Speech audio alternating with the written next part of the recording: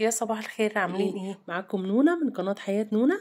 كل سنة وانتم طيبين بمناسبة السنة الهجرية، يا رب تبقى تنعاد عليكم باليمن والبركات، وتبقى سنة سعيدة علينا جميعا، واللي نفسه في حاجة يحققها، وربنا ينصر اخواتنا ان شاء الله ويفك كربهم بإذن الله. بصوا بقى، اول حاجة كده ايه، قلت اعمل معاكم طبق الفول اللي يجنن ده، بصراحة تحفة. جبت كده شوية زيت وحطيت فيهم بتاع 5 فصوص توم كده حلوين.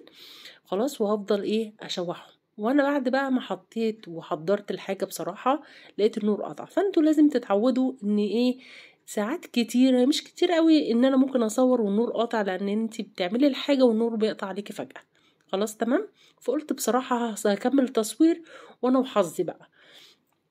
الفيديو طلع حلو كان بيها الفيديو ما طلعش حلو، خلاص بقى انا ونصيبي.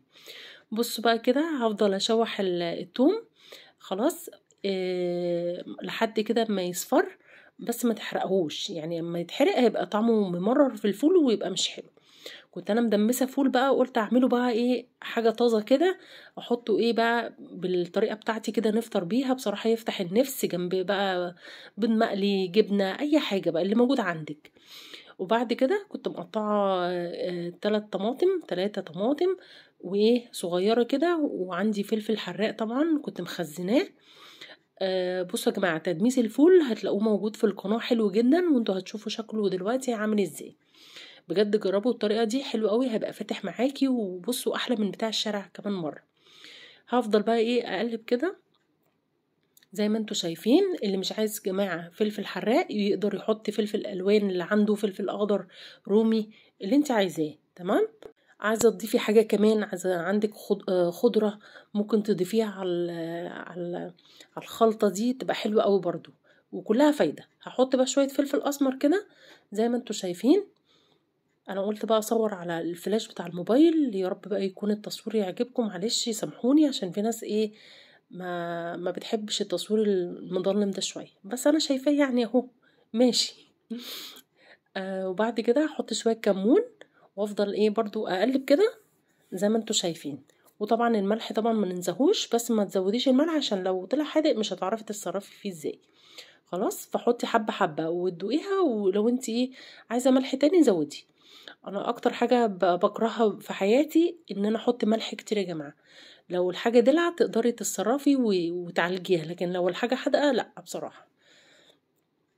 بصوا بقى كده اهو، شويه الملح بتاعنا ما نكترش، عشان هتلاقوني كده في كل فيديو بفكركم بحكايه الملح ده. انتوا عارفين سكر وملح حاجات ايه مش كويسه خالص.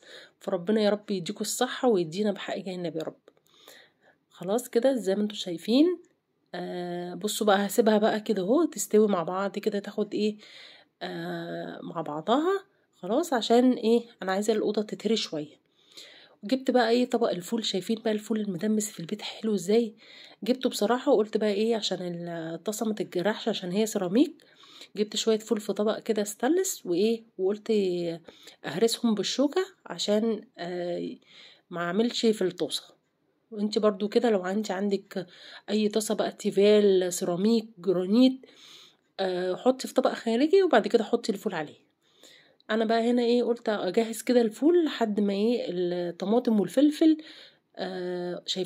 شايفين البخار، شايفين عشان لسه هو معمول حالا طازه، ولونه تحفه. فاللي عايزه هسيب لكم اللينك بتاعه بتاع تدميس الفول في صندوق الوصف. اي حاجه انا بقول لكم عليها في الفيديو ان انا عاملاها قبل كده بسيبها لكم في صندوق الوصف، اللي هو الديسكريبشن، عشان برضو ايه في ناس ما يعني لغتها انجليش يعني. تمام. زي ما انتوا شايفين كده اهو. اهرسه بقى جامد كده، عشان الفول ما يبقى مهروس كده مع الخلطه بيبقى تحفه. كل حاجه كده بتخش ببعضها، فما تيجي بقى تقليب العيش يبقى حلو قوي.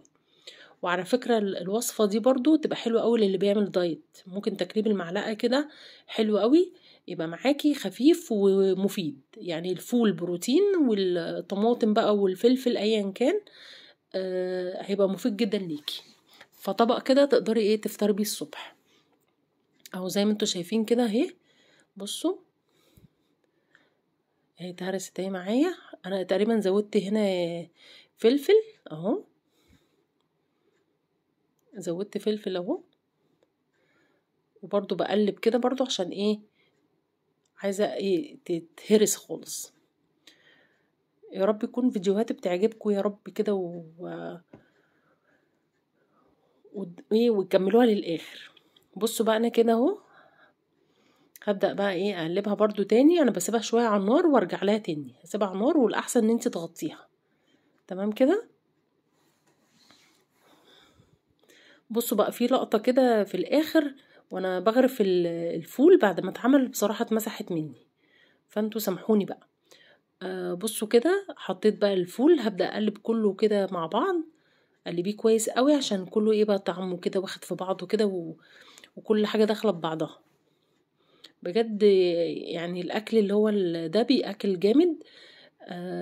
الحاجة اللي عامة انا بحب الحاجة الحراقة اللي هي جنب الاكل كده. في ناس طبعا ما بتحبش الحراق، فدي بتبقى اذواق في الاكل. تقدري بقى تعمليه جنب بيض مسلوق، بيض مقلي، حتة جبنة والحمد لله مع طعمية. ومثلا لو عندك حد بيفطر معاكي تقدري تعملي الطبق ده، بيبقى حلو قوي تتعشوا بيه، تعملوا يوم اكل شعبي. بصراحة بيبقى يعني حلو قوي بيأكل. يلا والسلام عليكم ورحمة الله وبركاته.